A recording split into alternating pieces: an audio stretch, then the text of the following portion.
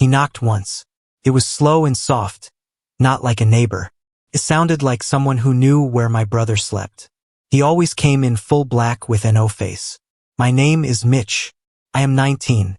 I live with my parents and my little brother, Mike. We live in a village. Houses are far apart. Our house sits in the woods. It is half a kilometer to the nearest house. My best friend Brake lives in that house. That afternoon I was outside talking with Brake. We were near the fence. I could hear birds and the wind in the trees. Brake pointed with his chin. "Do you see that man?" he asked. I looked. A tall man stood among the trees by far distance. He wore all black. His clothes were dark from head to toe. He did not move his head. He looked straight at us. He did not look at anything else. He did not blink that I could see. Brake froze. "I don't know him," he said. His voice was small.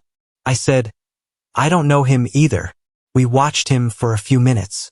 The man just stood there and watched back. After like 10 minutes, he moved closer, but it was still far from where we were standing. We just saw him closer. We didn't know how he moved. Hey, how did he move from there to there without us noticing any move? Did he like run or something? Brake asked me while trembling. At that point, we could see him clear except his face.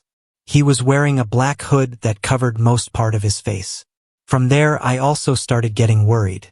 Brake said, "Let's go inside." I wanted to watch more, but Brake was scared, so we left. We went into my house and sat on the couch. My mother was in her room. I did not bother telling her because the man didn't seem that dangerous as he never had any weapon as far as I could see.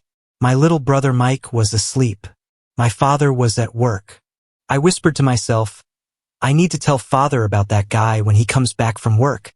We turned on the PS5 and played Call of Duty to calm down. My hands shook a little when I aimed, but the game made my mind quieter. At 4:30 my father came home. I went outside to check the trees. The man was gone. I breathed. I told myself he left.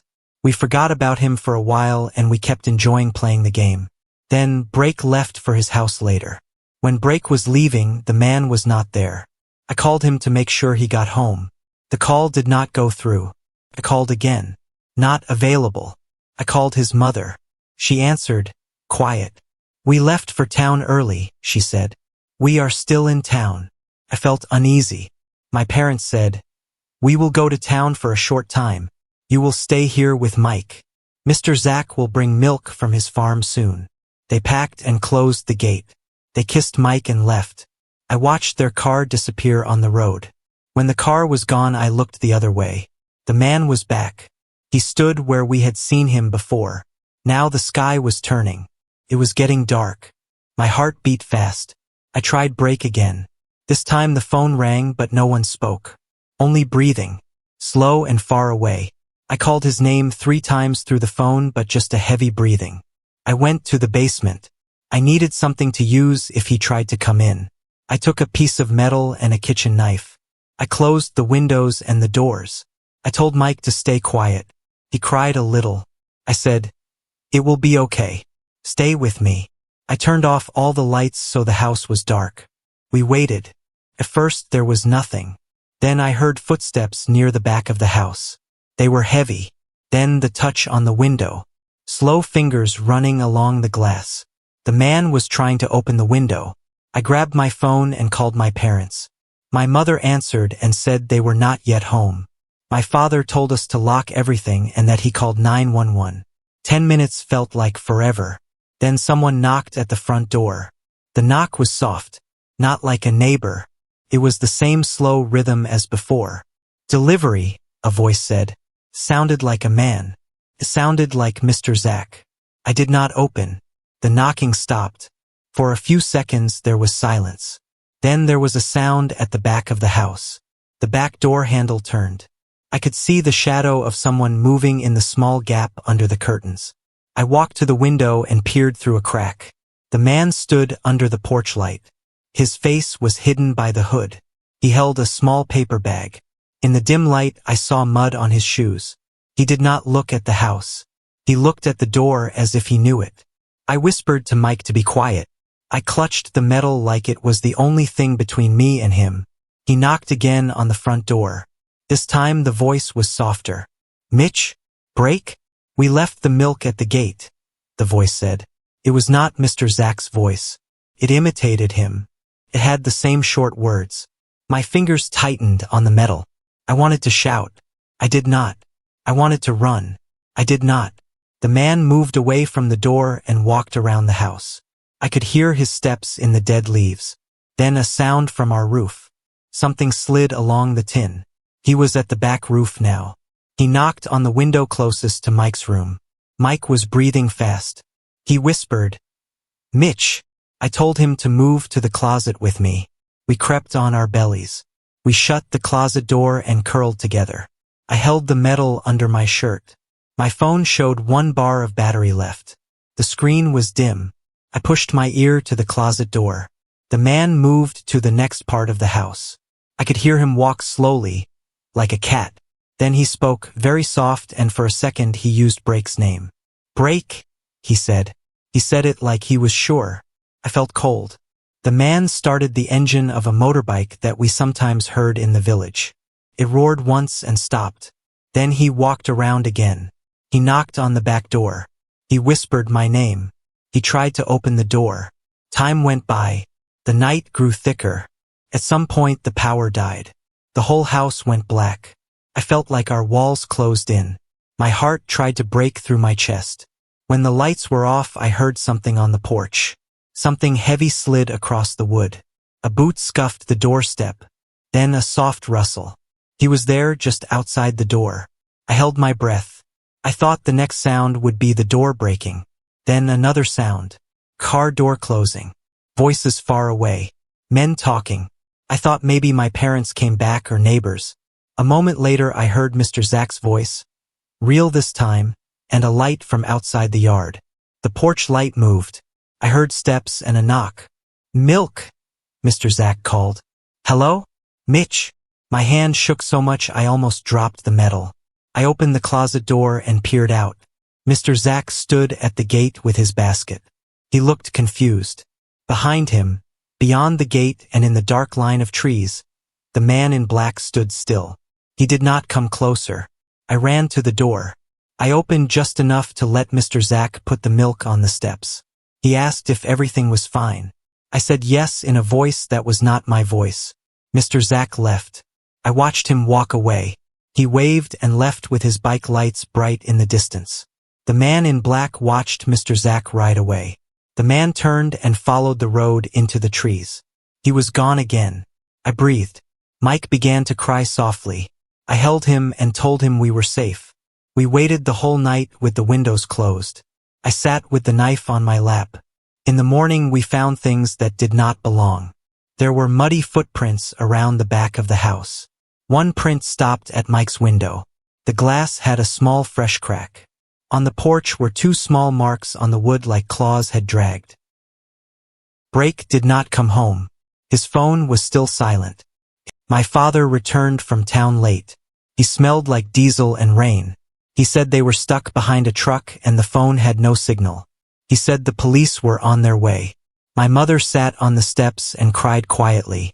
That afternoon the police came. They walked the garden with flashlights. They took pictures of the footprints and the cracked glass. They said they would look for the man who fit the description. They said they would check Break's house too. The police asked me a lot of questions. I told them about the man in black, the way he stood and watched, the way he never blinked. They typed notes. The officer's face was calm. He said sometimes strangers walk through the forest. He said people get scared when they see someone unknown at night. He said they do their best. 2 days later, things got worse. At dusk, Break's mother called. Her voice was small and broken. "Break isn't home," she said again. "We found his jacket by the river." She sounded like she might cry. I ran to the river with 2 police officers. The jacket lay on the rocks. It was torn and had mud at the sleeves. There were no other signs. No blood. No phone. No bag. Nothing. Just the jacket. The river moved slow there. It smelled of old leaves. I sat on the ground and pressed my head against my knees. I thought of that man in black and the way he looked at me. I thought of the way he said Break's name. That night, At home, I could hear whispering in the walls. At first I thought it was wind. Then I heard a voice that sounded like Break on the other side of the wooden fence. It said, "Mitch, help me." It whispered like it was far away but close at the same time. I ran to the gate and looked. The path into the woods was empty. I called out Break's name until my throat was raw. My voice broke in the dark and no one answered. After that, the house felt wrong. Mike began to wake up in the night crying, saying he saw a man at his window. He said the man wanted to take him. I sat up with him and held his hands until morning. I told him stories and sang to stop the shape of fear. I started to see him everywhere. In reflections. In the ditch water. Once I saw a tall black shape behind our goat pen. It had the same limp way of standing and the same motionless head. When I moved, it was gone. Once I found a small smooth stone on the pillow where Mike slept. It had a word scratched on it. I could not read it well in the dim light. It looked like 2 letters. B something. I put it in my pocket and hid it. I began to sleep less. I checked the locks 3 times. I put chairs against the doors. I set a chair under the window so it would make noise if someone opened it. I whispered prayers that I do not usually say. At night, I clutched the metal and the knife under the blanket like a talisman. Neighbors came by. They warned us to move somewhere safer. They offered rooms. My parents said no. They are old and stubborn. They said the village is home and the house is theirs. One night, the man did not come to the windows or the porch. He came inside. I was up late. Mike fell asleep on the floor with his head on my arm. I was dozing when I felt a cool air across my cheek. Someone had left the door open. The house smelled like wood smoke and dirt. I opened my eyes. For a moment, I thought it was the man. The sitting room lamp burned low. A shadow moved against the far wall. It stretched like someone had stepped between the lamp and the wall. I turned the blade in my hand so it would be ready. He was in the doorway, not a foot inside. Tall, all black, hood up. He stared at Mike. He did not make a sound.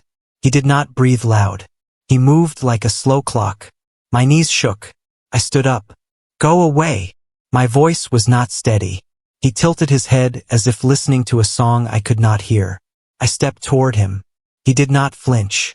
I stepped closer until the tip of the blade touched the cloth of his jacket. The fabric felt real and thin. I pushed him. He moved like someone woke up. He swayed and then the hood fell back. It was not a face. It was a pale, empty space. For a second, I thought I had gone blind. I raised the knife and I shoved.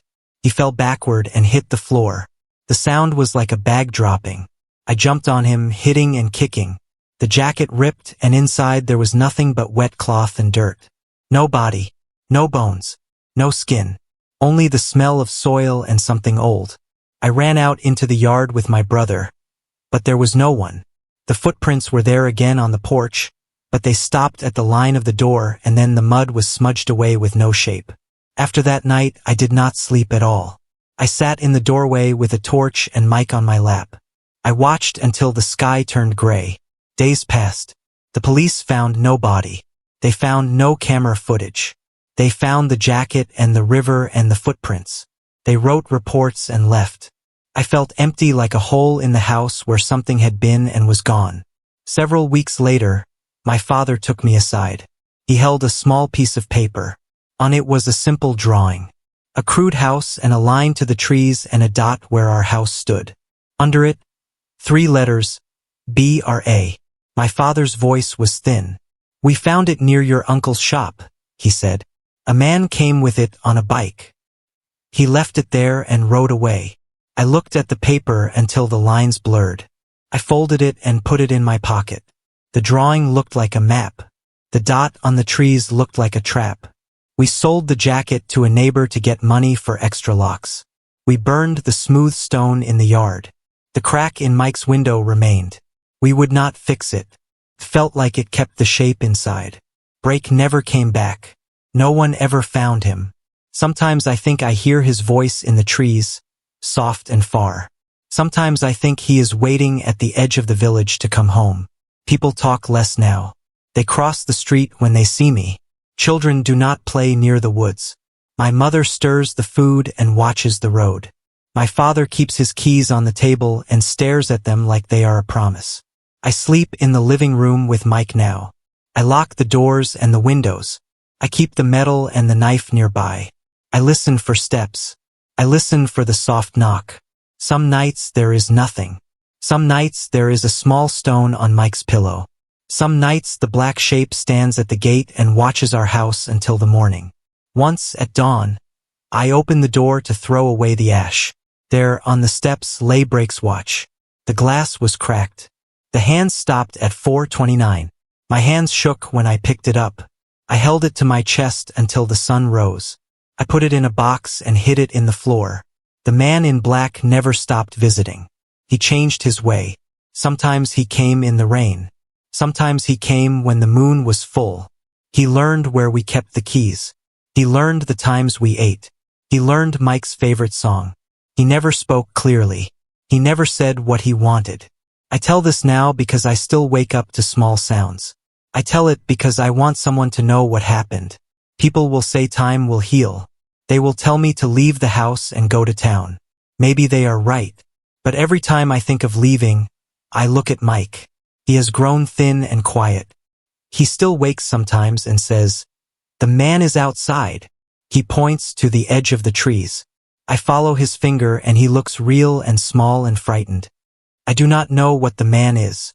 I do not know what happened to Brake.